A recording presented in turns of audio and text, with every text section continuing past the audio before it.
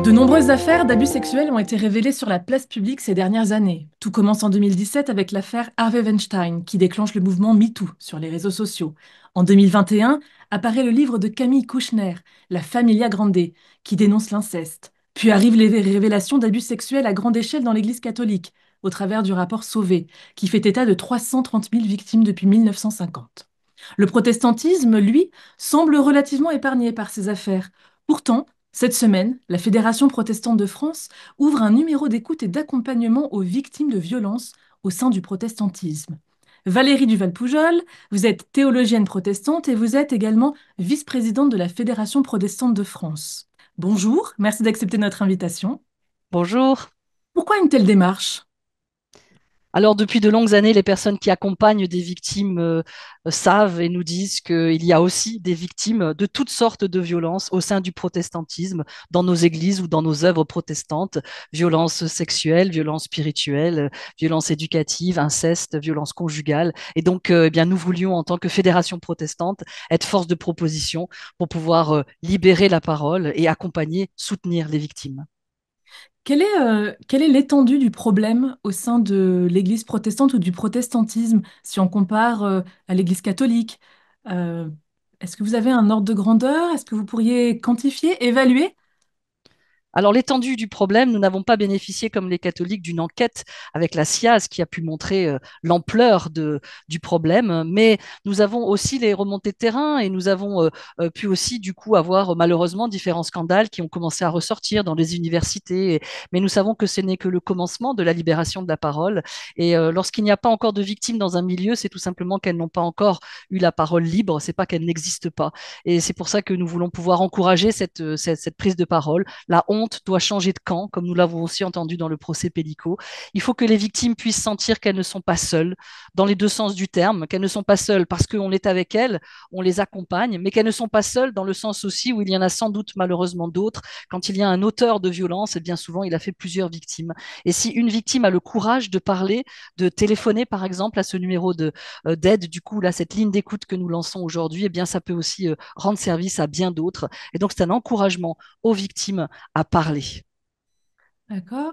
Il y a, on parle de violence sexiste, sexuelle.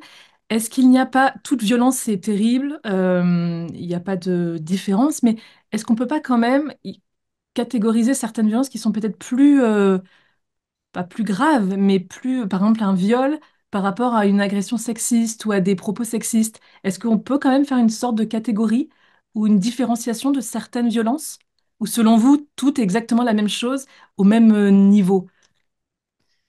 Alors, les protestants français sont dans un pays où il y a des lois et nous voulons aussi que bien, tous les responsables d'église respectent ces lois. Il y a un grand nombre de violences qui sont des délits et il est très important aussi de les connaître. Et la plus récente d'entre elles, c'est la loi de mai 2024 que peu connaissent encore, qui a institué un délit de suggestion psychologique, d'emprise. Et c'est très important qu'on dénonce aussi ces violences spirituelles. Bien sûr, il y a les violences sexuelles et sexistes, mais aussi ces violences spirituelles qui sont peut-être plus propres à nos milieux ecclésiaux aussi où une personne va profiter de sa position d'autorité, de pasteur, d'enseignant, pour du coup voilà, faire violence à la personne. Et donc, il y a malheureusement des facteurs aggravants en milieu ecclésial, en particulier en milieu protestant, une mauvaise compréhension de la soumission, voilà, ici, on va enseigner la soumission de la femme, une mauvaise compréhension du pardon, un pardon à bon marché qui sera imposé à la victime, un silence qui lui sera imposé, un certain séparatisme, une certaine méfiance face à la justice. Donc, on a comme ça des facteurs qui ont pu être aggravants, sans parler de notre ecclésiologie, de notre manière d'être organisé en église, où dans certaines églises, il y avait peu de, on va dire, de structures nationales, de supervision, et où donc, eh bien, certains pasteurs au niveau local ont pu agir en toute impunité. Donc, ces facteurs plus spécifiques à notre beau protestantisme ont aussi fait que c'était un facteur encore plus difficile pour les victimes de nos milieux de parler. Et vous diriez que ces violences sont en augmentation au sein du protestantisme? Est-ce qu'on peut Alors, parler d'augmentation ou... Alors, quel est le chiffre de ces violences? C'est très difficile à quantifier. Nous n'avons pas l'enquête comme a eu la SIAZ. Nous avons toutefois une enquête par le gouvernement, l'ANVEF, en 2010, en ce qui concernait les violences conjugales. Donc, c'est un des exemples de ces violences-là, et qui montrait qu'en effet, être chrétien, que ce soit catholique ou protestant, était un facteur aggravant. Il y avait plus de victimes de violences conjugales. On était à 10% chez les protestants et les catholiques par rapport à la population non croyante. Et c'était il y a 15 ans. Donc, on aimerait bien qu'il y ait à nouveau une enquête. Ça fait partie des demandes que nous avons auprès du gouvernement, qui est une nouvelle enquête de ce genre, avec prenant en compte le facteur confessionnel, parce qu'il semble que malheureusement, du coup, ce soit un facteur aggravant. D'accord? On parle beaucoup des violences sexuelles. Est-ce que parfois on ne met pas un peu trop le focus sur les violences sexuelles alors qu'il y a d'autres violences au sein de l'Église? Par exemple, de l'abus de pouvoir, un pouvoir sans contrôle, des chefs charismatiques qui font un peu ce qu'ils veulent au sein de leur communauté. Qu'est-ce que vous en pensez? La démarche de la Fédération protestante, c'est de s'attaquer à toutes sortes de violences, et que ce soit violences éducatives, spirituelles, sexuelles, l'inceste, violence conjugale, et aussi toutes les personnes en situation de vulnérabilité. Il est important de travailler sur tous les fronts, et si, de pouvoir entendre aussi du coup la détresse des victimes, de réaliser l'impact sur des décennies en fait pour ces victimes. Et donc c'est là que nous avons une responsabilité, que ce soit passé dans le cadre ecclésial ou aussi dans des familles croyantes. Et c'est là aussi que nous avons une responsabilité. Certains pourraient dire que le protestantisme copie le catholicisme en faisant justement en mettant un numéro pour les victimes, alors que ça n'a pas du tout la même ampleur dans le protestantisme. Qu'est-ce que vous répondez à ça? Et est-ce qu'il y a quelque chose à répondre à ça? Alors, nos frères et sœurs catholiques nous ont précédés sur ce chemin, et nous avons été aussi voilà, à l'écoute de leurs bonnes pratiques et de leurs questionnements, et nous avons pu échanger aussi sur ce qui se faisait. Mais à l'inverse, j'ai pu faire aussi des formations à la conférence des évêques sur les violences conjugales, parce que là, sur ce sujet-là, nous avions davantage avancé. Donc, vous voyez qu'il y a un échange de bonnes pratiques pour faire face ensemble à un fléau, en fait, et de pouvoir voilà, se tenir ensemble, tout en identifiant les spécificités aussi de chacun, eh bien de pouvoir essayer ensemble de tout faire pour que ce fléau n'existe plus, pour que on puisse éradiquer en fait ces violences qui sont un contre-témoignage absolu à l'Évangile. Alors, autre question.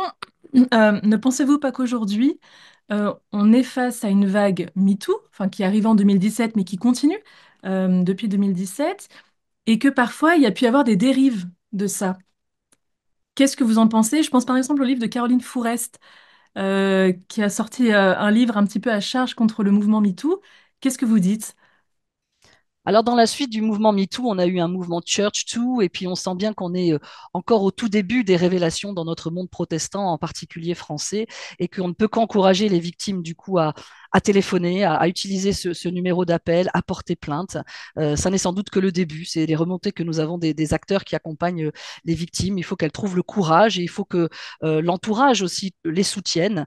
Donc, on n'est qu'au tout début de ce mouvement MeToo protestant. On ne le souhaite pas, évidemment. On préférait que ça n'existe pas, mais voilà, on ne peut que souhaiter que bah, la parole se libère, et que ça sorte. Alors, est-ce qu'il y a un mouvement de balancier qui peut, du coup, après avoir un autre extrême? On n'y est pas encore. On a eu des siècles de domination et de silence imposé aux victimes. Et donc, il faut encore être dans l'attitude qui soutient le plus possible la parole de ces victimes, parce que, eh bien, on part de très, très loin. Je suis une victime, je contacte ce numéro, qui sait que j'ai au bout de la ligne, et où Mhm. est-ce que ça va m'amener, et on va m'orienter comment en fait, après avoir téléphoné? Le numéro d'écoute lancé par la Fédération protestante de France est le 01 80 52 33 89, 01 80 52 33 89, et c'est un partenariat avec France Victime. Nous voulions une association qui soit experte dans l'écoute, et donc quand on téléphone à ce numéro, qu'on soit victime, témoin ou proche, qu'on ait besoin de conseils ou d'être écouté, eh bien on a quelqu'un ici qui est formé, qui est expert en écoute, qui va nous prendre en charge au niveau national, et ensuite nous orienter vers une association, un accompagnement tout près de chez soi, parce que c'est très important la proximité aussi, pour que la victime se sente accompagnée là où elle est, là où elle habite. Et donc, France Victime a un maillage territorial formidable. On a aussi participé, on a aussi donné des formations au protestantisme, à ses écoutants aussi, pour qu'ils soient sensibilisés aux spécificités de notre milieu, à notre vocabulaire, voilà, à notre ecclésiologie. Et donc, c'est très important d'avoir ce partenaire qui est à la fois expert, mais indépendant aussi. Du coup, il n'est pas dans l'organigramme de nos directions d'église et avec un maillage à la fois national et local. Et donc, c'est pour ça que vraiment, il faut diffuser ce numéro. On va le diffuser dans toutes les paroisses, dans toutes les œuvres. 01 80 52 33 89, qu'on soit victime, proche ou témoin, pour avoir un conseil, pour avoir une écoute. Et donc, il ne faut vraiment pas hésiter à faire diffuser maintenant ce numéro.